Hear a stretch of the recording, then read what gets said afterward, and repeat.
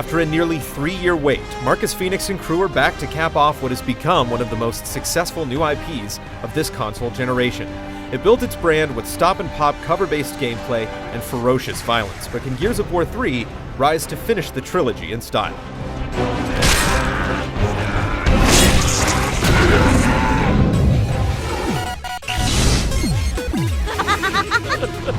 I'm not the conversational type, but when I get back, I want a nice, long chat. Set 2 years after Gears 2, the COG soldiers are surviving at sea, and Dom is growing veggies to match his manly beard.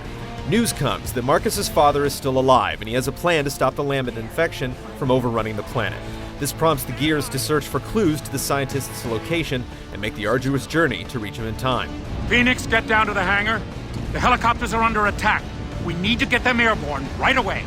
Sarah is a more fleshed out and believable world in Gears 3. The pockets of surviving civilians have little respect for the soldiers who destroyed their cities, and you'll come face to face with the tragic consequences of some of the war's most drastic decisions. There are undoubtedly some silly moments, but it's a more thoughtful, relatable story than those from the prior 2 games.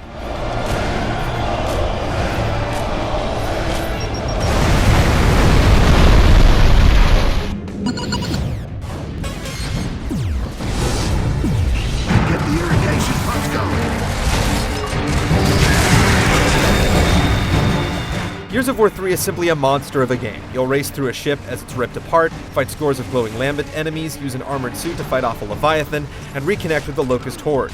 And that's all just in the first act of the campaign. It goes full throttle, easing up here and there for some aimless wandering. The campaign lasts a solid 10 hours, and while you'll want to experience the story on your own, that's just the start.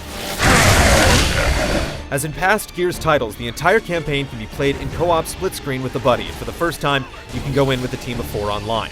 The new arcade variant awards points as you play, tallying the results at the end of each chapter.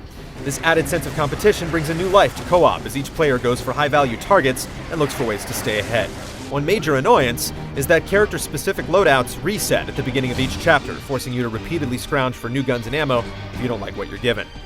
Competitive multiplayer sticks to groups of 8 to 10 across a diverse set of 10 maps, including a mine with sandstorms rolling in, a tropical beach, a grocery store, and the Thrashball Stadium. There's 6 modes in all, and whether you're playing a simple round of team deathmatch, sticking with a partner in Wingman, or taking another player hostage and capture the leader, Gears 3 rewards simple combat mastery and avoids things like kill streaks, perks, and custom loadouts. Instead, each player chooses from a limited set of starter guns, with more coveted weapons like Scorchers and Gorgon pistols placed around the maps. Of course, this design choice also facilitates foot races to the most powerful armaments on each map. Your mileage will vary depending on taste.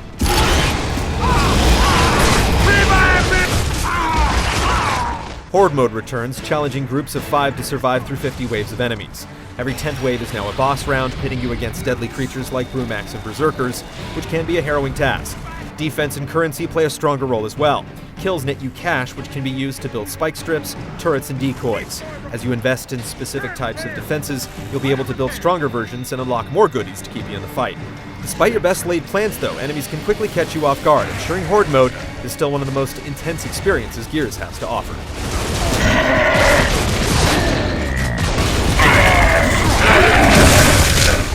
The newest part of the Gears package is Beast Mode. Essentially the inverse of Horde, players get to control a variety of locust creatures, trying to break through human defenses and kill them all before time runs out.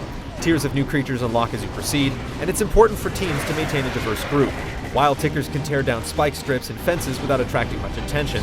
Maulers and boomers move slowly but dish out big damage, while corpsers and centipedes have strong defenses that allow them to get in close to inflict the pain. With only a dozen rounds, completing Beast Mode is less of a daunting task than Horde, but the appeal of mastering each creature's strengths will keep players coming back for more. In the midst of all this is a robust system tracking stats as players find collectibles, earn ribbons and medals, and level up, unlocking new characters, executions, and hard-to-earn mutators for things like big heads and a laugh track. There's no doubt that Gears of War 3 gives you plenty of ways to play, and plenty of reasons to keep playing.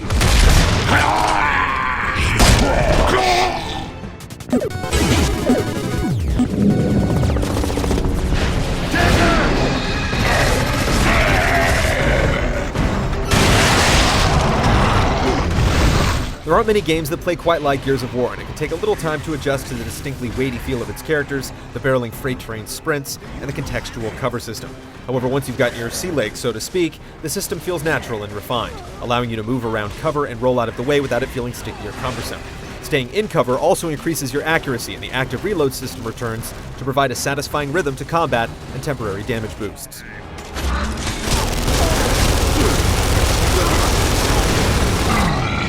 Gears of War 3 doesn't have the flashiest guns, but there are some great additions. The Retro Lancer is an effective primary weapon, but has a huge kickback, so you have to fire in short bursts. It's also tipped with the bayonet, allowing you to charge into enemies. The Digger shoots burrowing explosives that pop up near their victims, and the Cleaver is simply a giant butcher knife that splits enemies in half. Of course, there's also a custom execution for each weapon, giving you incentive to experiment with all the gruesome possibilities.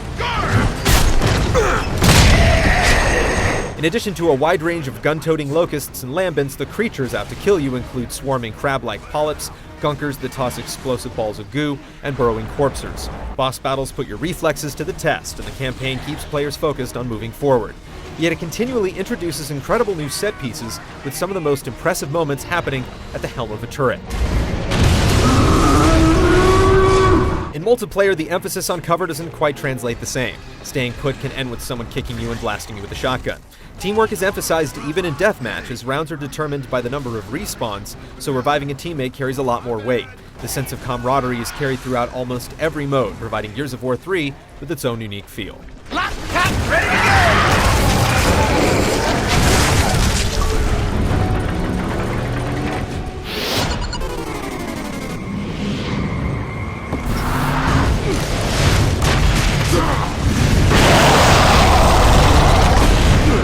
Gears of War has always been a feast for the eyes, and while this war-torn planet still has its share of browns and grays, there's a fair bit of greenery in the third installment, as well as a cool dip under the waves.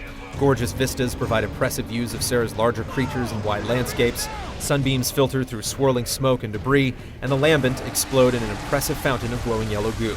Unfortunately, Gears of War 3 also shows that not even Epic can surmount the Unreal Engine's limitations, as textures still load slowly at times, and some of the bigger scenes cut to pre-rendered video. The score is in line with previous titles, sounding militant yet somber, evoking a mood of heroism touched by tragedy.